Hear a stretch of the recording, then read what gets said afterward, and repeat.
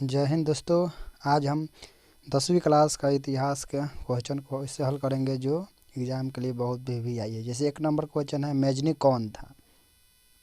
तो उत्तर है Mazzini Italy में राष्ट्रवादियों के गुप्त दल कार्बोनरी का सदस्य था। वह सेनापति होने के साथ साथ गणतांत्रिक विचारों का समर्थक साहित्यकार भी था। 1830 ईस्वी में नागरिक आंदोलन द्वारा मेजनी ने उत्तरी और मध्य इटली में एकीकृत गणराज्य स्थापित करने का प्रयास किया। इसमें असफल रहने पर उसे इटली से पलायन करना पड़ा। 1848 ईस्वी में मेटरनिख के पराजय के बाद मेजनी ने पुनः इटली आकर इटली के एकीकरण का प्रारंभ किया। इस बार भी वह असफल रहा और उसे पलायन करना पड़ा। उसके बाद 2 नंबर में है, गैरीबाल्डी के कार्यों की चर्चा करें। तो उत्तर है इतिहास। गैरीबाल्डी को इटली के एकीकरण के क्रम में दक्षिणी इटली के रियासतों का एकीकरण करने हेतु याद करता है। प्रारंभ में वह मेजनी के विचारों का समर्थक था, किंतु बाद में काबूल से प्रभावित होकर संवैधानिक गणतंत्र का पक्षधर बन गया। गैरीबाल्डी पेशे से नाविक था। उसने कर्मचारियों तथा स्वयंसेवकों की सशक्त सेना का गठन कर इटली के प्रांत सिसिली तथा नेपल्स पर आक्रमण कर विजय प्राप्त की। गैरीबाल्डी ने यहाँ विक्टर इमैनुअल के प्रतिनिधित्व के रूप में सत्ता संभाली। तत्पश्चात गैरीबाल्डी विक्टर इमैनुअल से मिला और दक्षिणी इटली के जीते गए संपूर्ण क्षेत्र एवं संपत्ति उसे सौंप दी। गैरीबाल्डी ने विक्टर इमैनुअल द्वारा दक्षिण क्षेत्र के शासक बनने के नियंत्रण को ठुकरा दिया और कृषि कार्य करना स्वीकार किया। इसके बाद 3 नंबर में है, जर्मनी के एकीकरण की बाधाएं क्या थी? तो उत्तर है जर्मनी के एकीकरण में निम्नलिखित प्रमुख बाधाएं थी। 1 नंबर, लगभग 300 छोटे बड़े राज्य। 2 नंबर है, इन राज्यों में प्राप्त राजनीतिक, सामाजिक तथा धार्मिक विशेषताएं। 3 नंबर है, राष्ट्रवाद की भावना का अभाव। 4 नंबर में ऑस्ट्रिया का हस्तक्षेप तथा 5 नंबर में मेटरनिख की प्रतिक्रियावादी नीति। इसके बाद 4 नंबर क्वेश्चन है, 1848 ईस्वी के फ्रांसीसी क्रांति के कारण क्या थे? तो उत्तर, फ्रांस में जुलाई 1830 ईस्वी की क्रांति के पश्चात आर्लेंस एम्स वंश के लुई फिलिप्स ने उदारवादियों, पत्रकारों तथा पेरिस की जनता के समर्थन से सत्ता प्राप्त की। राजा बनने के बाद लुई फिलिप्स ने मताधिकार को मध्यम वर्ग तक तो पहुंचा दिया, किंतु साधारण जनता को कोई लाभ नहीं मिला। इसके बाद 5 नंबर में क्वेश्चन है, राष्ट्रवाद क्या है? तो उत्तर में राष्ट्रवाद किसी विशेष भौगोलिक, सांस्कृतिक या सामाजिक परिवेश में रहने वाले लोगों के बीच व्याप्त एक भावना है जो उनमें परस्पर प्रेम और एकता को स्थापित करती है। यह भावना आधुनिक विश्व में राजनीतिक पुनर्जागरण का परिणाम है। उसके बाद 6 नंबर में मेटरनिख युग क्या है? तो उत्तर है ऑस्ट्रिया के चांसलर के रूप में मेटरनिख ने 1815 ईस्वी में 1848 ईस्वी तक शासक किया। शासनकाल के दौरान उसने यूरोप की राजनीति में इतनी प्रमुख भूमिका निभाई कि इस कालावधि को मेटरनिख युग कहा जाता है। उसके बाद 7 नंबर में क्वेश्चन है, इटली जर्मनी के एकीकरण में ऑस्ट्रिया की भूमिका क्या थी? तो उत्तर है इटली तथा जर्मनी के एकीकरण में ऑस्ट्रिया सबसे बड़ा बाधा थी। एकीकरण के पीछे मूलतः राष्ट्रवादी भावना थी और ऑस्ट्रिया का चांसलर मेटरनिख घोर प्रतिक्रियावादी था। उसने इटली तथा जर्मनी से एकीकरण हेतु होने वाले सभी आंदोलनों अथवा प्रयासों को दबाया। मेटरनिख की दमनकारी नीति के प्रतिक्रिया स्वरूप इटली तथा जर्मनी की जनता में राष्ट्रवाद की भावना बढ़ती गई। ऑस्ट्रिया में मेटरनी के पतन के बाद इटली तथा जर्मनी के लोगों ने एकीकरण के मार्ग को सबसे बड़ी बाधा समाप्त हुआ। देखपूर्ण भारी उत्साह के साथ एकीकरण का प्रयास किया और अंततः सफलता पाई। इसके बाद 8 नंबर में क्वेश्चन है, रूसी क्रांति के किन्हीं 2 कारणों का वर्णन करें। तो उत्तर, रूसी क्रांति के 2 निम्नलिखित कारण है। 1 नंबर, जार की निरंकुशता एवं अयोग्य शासन। यद्यपि 19वीं सदी के मध्यम में राजतंत्र की शक्ति सीमित की जा चुकी थी, रूसी राजतंत्र अपना विशेषाधिकार छोड़ने को तैयार नहीं था। जार निकोलस द्वितीय राजा के दैवी अधिकारों में विश्वास रखता था।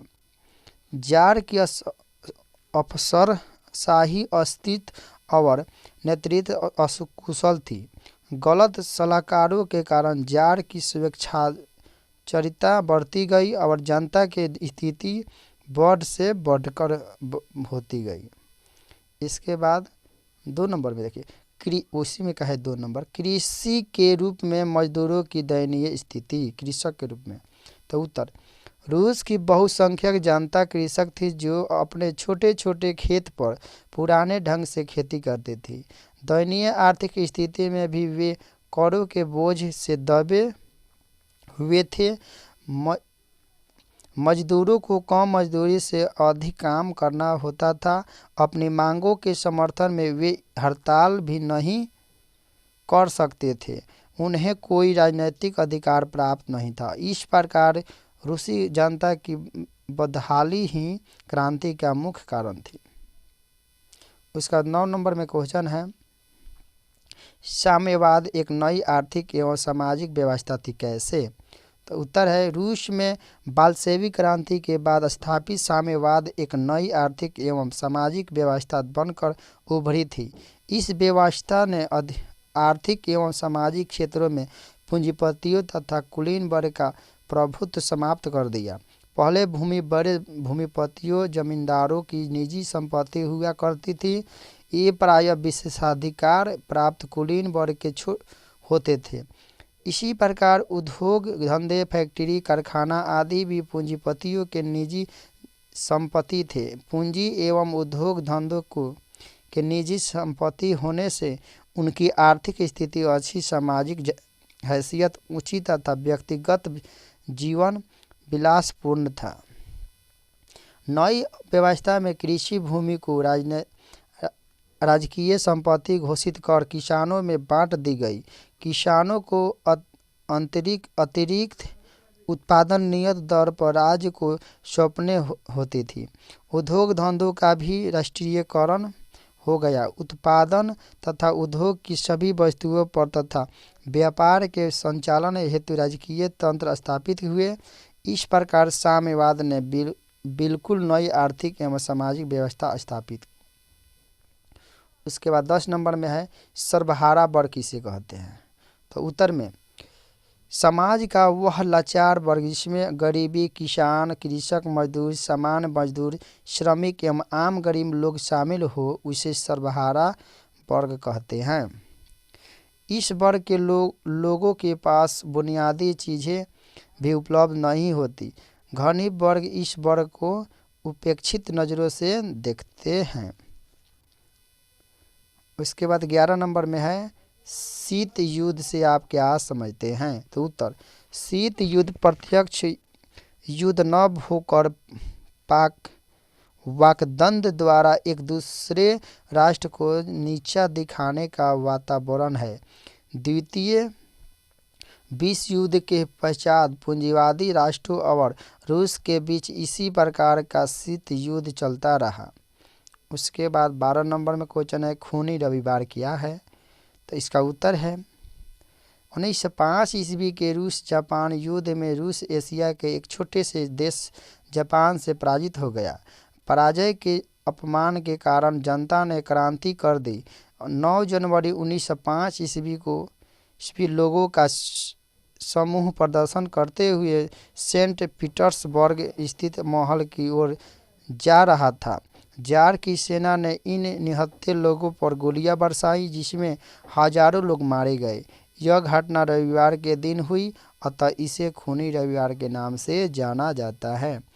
उसके बाद 13 नंबर में है पूंजीवाद क्या है। तो उत्तर, पूंजीवाद ऐसी राजनीतिक आर्थिक व्यवस्था है जिसमें निजी संपत्ति तथा निजी लाभ की अवधारणा को मान्यता दी जाती है। यह सार्वजनिक क्षेत्र में विस्तार एवं आर्थिक गतिविधियों में सरकारी हस्तक्षेप का विरोध करती है। इसके बाद 14 नंबर में है अक्टूबर क्रांति क्या है। तो उत्तर, 7 नवंबर 1917 ईस्वी में बाल्शेविकों ने पेट्रोग्राद के रेलवे स्टेशन, बैंक, डाकघर, टेलीफोन केंद्र, कचहरी तथा अन्य सरकारी भवनों पर अधिकार कर लिया। करेंसी भाग गया और शासक की बागडोर बाल्शेविकों के हाथों में आ गई, जिसका अध्यक्ष लेनिन को बनाया गया। इसी क्रांति को बाल्शेविक क्रांति या नवंबर की क्रांति कहते हैं। इसे अक्टूबर की क्रांति भी कहा जाता है, क्योंकि पुराने कैलेंडर के अनुसार यह 25 अक्टूबर 1917 ईस्वी की घटना थी। इसके बाद 15 नंबर क्वेश्चन है हो ची मिन्ह के संबंध में संक्षिप्त जानकारी है। उत्तर, हो ची मिन्ह वर्तमान वियतनाम के जनक थे। हो ची मिन्ह का दूसरा नाम न्युगन आई क्योक भी था। हिंद चीन में राष्ट्रीयता के विकास के क्रम में ही 1917 ईस्वी में उन्होंने पेरिस में साम्यवादियों का दल बनाया। पुनः वे साम्यवाद की शिक्षा प्राप्त करने मॉस्को गए। साम्यवाद से प्रेरित होकर 1925 ईस्वी में उन्होंने वियतनामी क्रांतिकारी दल का गठन किया, साथ ही कार्यकर्ताओं के प्रशिक्षण की भी व्यवस्था कर ली। 1930 ईस्वी में उन्होंने वियतनामी समाजवादी दल की स्थापना की। द्वितीय विश्व युद्ध के समय हो ची मिन्ह वियतनाम स्वतंत्रता लीग की स्थापना की। हो ची मिन्ह ने वियतनाम के प्राय सारे क्षेत्रों पर नियंत्रण कर 2 सितंबर 1945 ईस्वी को वियतनाम के स्वतंत्रता की घोषणा कर दी। वहां लोकतंत्रीय गणराज्य वाली सरकार स्थापित हुई, जिसके प्रधान हो ची मिन्ह थे। 1950 ईस्वी में हो ची मिन्ह ने अपनी सरकार को पूर्ण साम्यवादी स्वरूप प्रदान किया। 1 सितंबर 1969 ईस्वी को हो ची मिन्ह का देहांत हो गया। उसके बाद 16 नंबर क्वेश्चन है रासायनिक हथियारों नापाम एवं एजेंट ऑरेंज का वर्णन करें। तो उत्तर, अगस्त 1964 ईस्वी में अमेरिका ने उत्तरी वियतनाम पर आक्रमण कर दिया। इस आक्रमण में उन्होंने खतरनाक हथियारों, टैंकों एवं बम वर्षक विमानों के व्यापक प्रयोग के साथ साथ खतरनाक रासायनिक हथियारों का भी प्रयोग किया। रासायनिक हथियारों से केवल तोड़ फोड़ नहीं होती, वरन इसका पर्यावरण एवं मानव जीवन पर दूरगामी प्रभाव पड़ता है। ऐसे ही कुछ रासायनिक हथियार थे नापाम बम, एजेंट ऑरेंज तथा फास्फोरस बम। उसके बाद 17 नंबर में है क्वेश्चन प्रथम विश्व युद्ध के किन्हीं 2 कारणों का वर्णन करें। तो उत्तर, प्रथम विश्व युद्ध के 2 कारण निम्न है। 1 नंबर, यूरोपीय औपनिवेशिक प्रतिस्पर्धा। यह युद्ध औद्योगिक क्रांति के परिणाम स्वरूप उत्पन्न औपनिवेशिक प्रतिस्पर्धा बनाए रखने के कारण हुआ। इस युद्ध द्वारा ब्रिटेन अपने भारतीय उपनिवेश सुरक्षा करना चाहता था। 2 नंबर में है साम्राज्यवादी प्रतिस्पर्धा के बाद जर्मनी, ब्रिटेन और फ्रांस के लिए एक बड़ी चुनौती बन गई। अब उसके बाद 18 नंबर में क्वेश्चन है 18 नंबर में है दांडी यात्रा का क्या उद्देश्य था। तो उत्तर, दांडी यात्रा का उद्देश्य दांडी समृद्ध तट पर पहुंचकर समुद्र के पानी से नमक बनाकर समुद्र नामक कानून का उल्लंघन कर सरकार को बताना था। यानी उसमें पानी से नमक निकाल कर उसको बनाकर इसी को हम क्या कहते हैं, डांडी यात्रा। उसके बाद 19 नंबर में क्वेश्चन है, रॉलेट एक्ट से आप क्या समझते हैं? तो उत्तर है, लॉर्ड चेम्सफोर्ड ने न्यायाधीश सीडर्स रॉलेन की अध्यक्षता में एक समिति की नियुक्ति की, जिसकी अनुशंसा पर 25 मार्च 1919 ईस्वी को रॉलेट एक्ट पारित हुआ। उसके बाद 20 नंबर में जलियांवाला बाग हत्याकांड के विषय में वर्णन करें।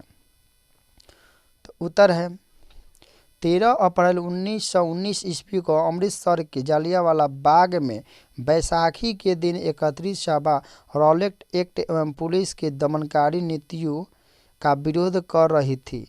इस हत्याकांड में 379 लोग मारे गए तथा करीब 1200 लोग जख्मी हुए। इसके बाद 21 नंबर में क्वेश्चन है, साइमन कमीशन पर संक्षिप्त टिप्पणी लिखे। तो उत्तर, सर जॉन साइमन के नेतृत्व में 1927 को साइमन कमीशन बना, जिस 7 सदस्यीय आयोग का गठन किया गया, उसमें एक भी भारतीय नहीं थे। उसके बाद 22 नंबर में है, असहयोग आंदोलन प्रथम जन आंदोलन था कैसे? तो उत्तर में 1920 ईस्वी में गांधी जी के नेतृत्व में चलाया गया असहयोग आंदोलन इस मायने में प्रथम जन आंदोलन था कि इसमें पूर्व के सभी आंदोलन आर्थिक था या सामाजिक आधार पर किसी वर्ग विशेष के द्वारा अपने हितों की रक्षा अथवा पूर्ति के लिए चलाए गए थे। इसके बाद 23 नंबर में क्वेश्चन है, सविनय अवज्ञा आंदोलन के क्या परिणाम हुए? तो उत्तर, सविनय अवज्ञा आंदोलन के निम्नलिखित परिणाम है।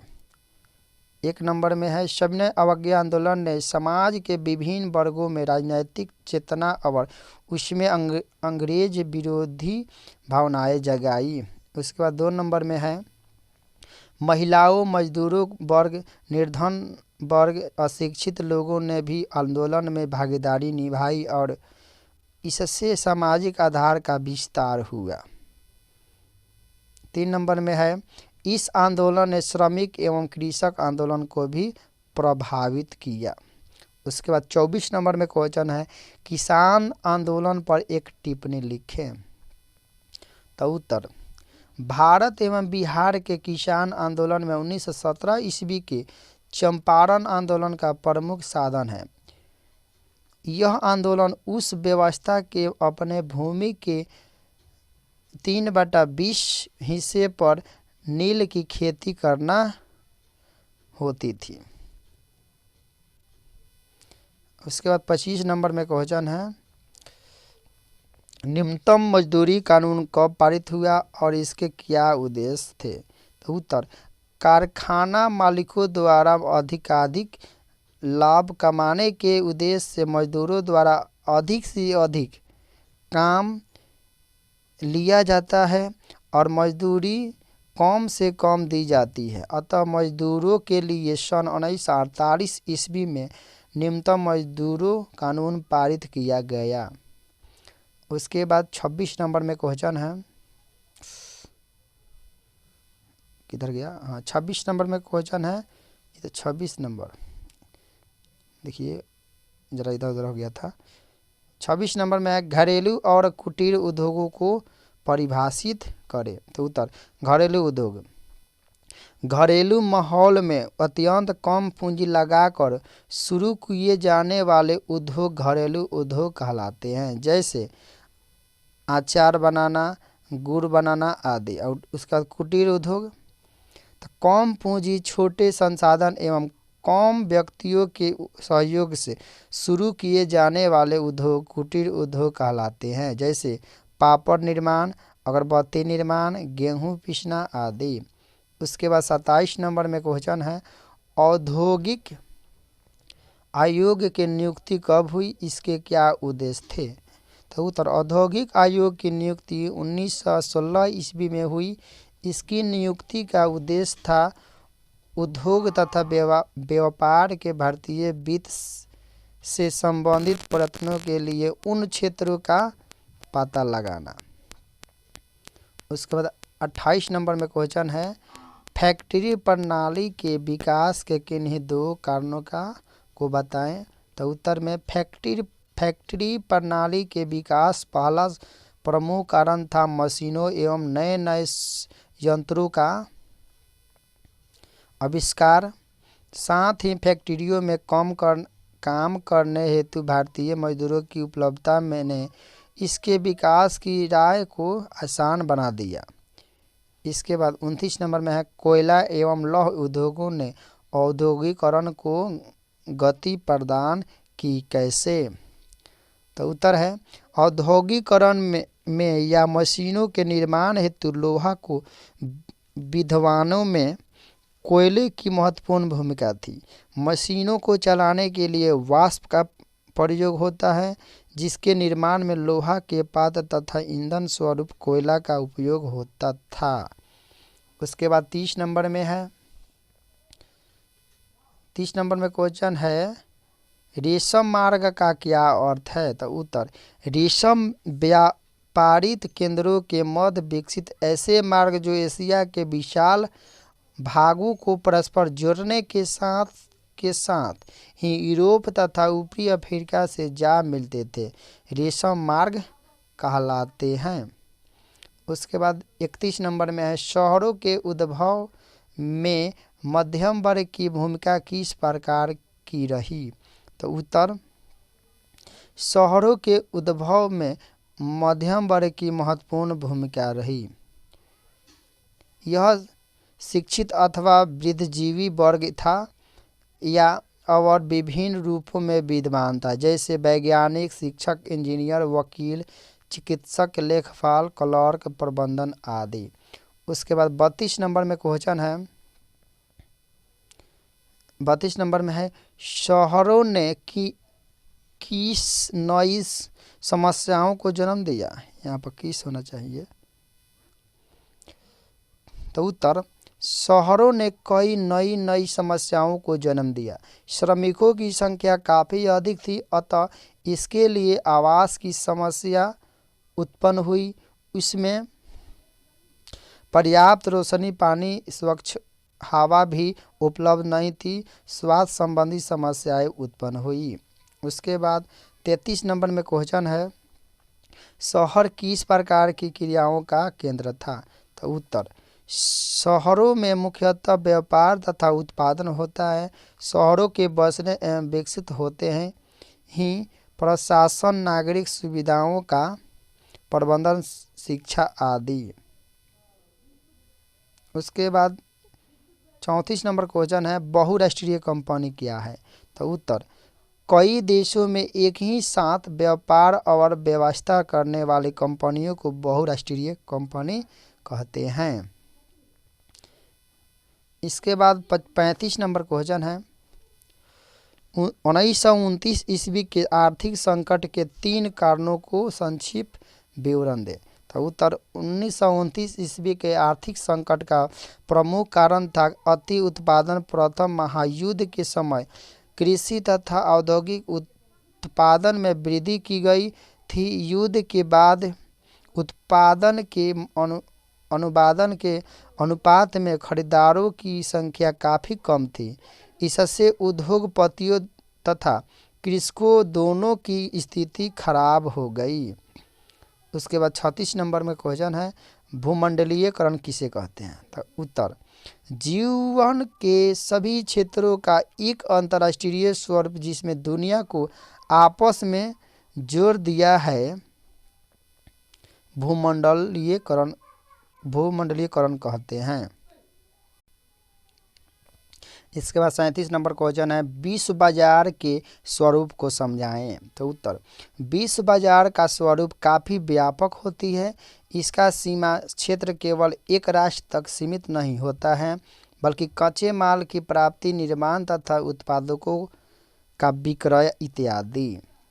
उसके बाद 38 नंबर में क्वेश्चन है, भूमंडलीकरण करण के भारत पर प्रभाव को स्पष्ट करें। तो उत्तर, भूमंडलीकरण का प्रभाव भारत पर व्यापक रूप से पड़ा। इसके फलस्वरूप भारत में रोजगार के अवसर बढ़े हैं। भारत में अनेक बहुराष्ट्रीय कंपनियों का आगमन हुआ। भूमंडलीकरण के फलस्वरूप शिक्षा एवं स्वास्थ्य के बेहतर विकल्प उपलब्ध हुए हैं। उसके बाद 39 नंबर क्वेश्चन है। 39 नंबर में है, विश्व बाजार किसे कहते हैं? तो उत्तर, विश्व बाजार उन स्थलों के बाजारों को कहते हैं जो विश्व के अनेक देशों की वस्तुएं अभिलाषों के खरीदने के लिए उपलब्ध कराई जाती है, जैसे मुंबई। उसके बाद 40 नंबर में है, आर्थिक संकट से आप क्या समझते हैं? तो उत्तर, जिससे लाखों लोग बेरोजगार हो जाए, बैंकों और कंपनियों का दिवाला निकल जाए तथा वस्तु और मुद्रा दोनों की बाजार में कोई कीमत न रह जाए, आर्थिक संकट कहलाती है। उसके बाद 41 नंबर में है, औद्योगिक क्रांति क्या है? तो उत्तर, वाष्प शक्ति संचालित मशीनों द्वारा बड़े बड़े कारखानों में बड़े बड़े पैमाने पर उत्पादन ही औद्योगिक क्रांति है। इसके बाद 42 नंबर में क्वेश्चन है, पांडुलिपि क्या है? तो हस्तलिखित पुस्तक को पांडुलिपि कहते हैं। 43 नंबर क्वेश्चन है, छापाखाना यूरोप में कैसे प्रारंभ हुआ? तो उत्तर है, छपाई लकड़ी के ब्लॉक द्वारा होता था। यह मनुष्य कला स्पंद पर्सिया मार्ग में से यूरोप तक पहुंची। इसे यूरोप पहुंचाने वाला रोमन मिशनरी एवं मार्को पोलो था।